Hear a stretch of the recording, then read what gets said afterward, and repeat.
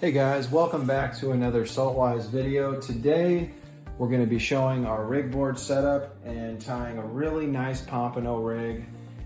We're going to simply pull the line around these 3 pegs, making sure that when we get done with our first peg that we've got 2 levels of line.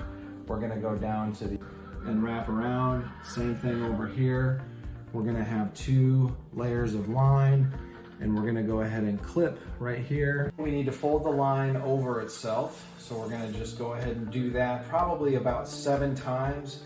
This is 20-pound test. In this situation, we're using fluorocarbon. I'm using the green so that it's much easier to see it. So after you've wrapped it a few times, about 7-8 times, you can bring these up to the top peg, take that part through this opening here, bring it back up to the top peg, and now you're almost ready to tie that down. You're gonna come down here, do the same thing, fold the line over itself, probably about 7 or 8 times. And as you can see, it's not very difficult when it's nice and snug. So we're gonna slide this up to the top pegs. We're gonna bring this line through that opening, pull it through, and bring it right over that top peg.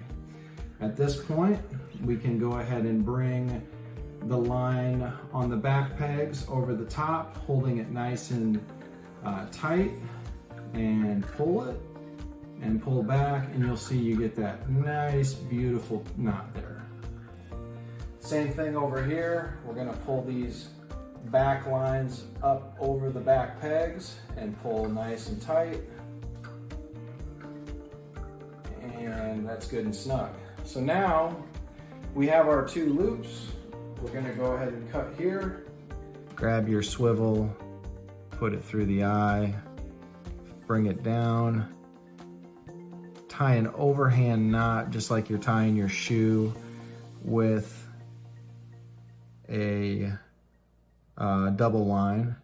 Now this is the magic of the Palomar. Obviously most people know you're just gonna take whatever your lure or your swivel and pass it through that piece there, and then that becomes kind of a lock piece. So when you tighten that down, you get that really nice connection there.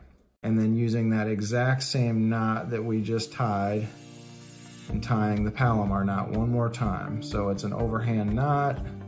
Once you get that overhand knot loop tied, when it's like so, pass that through, and then you get that nice and tight connection there. We have our 2 loops here. And so this part can be a little bit time consuming. What I recommend that you do is kind of tighten the line down like so.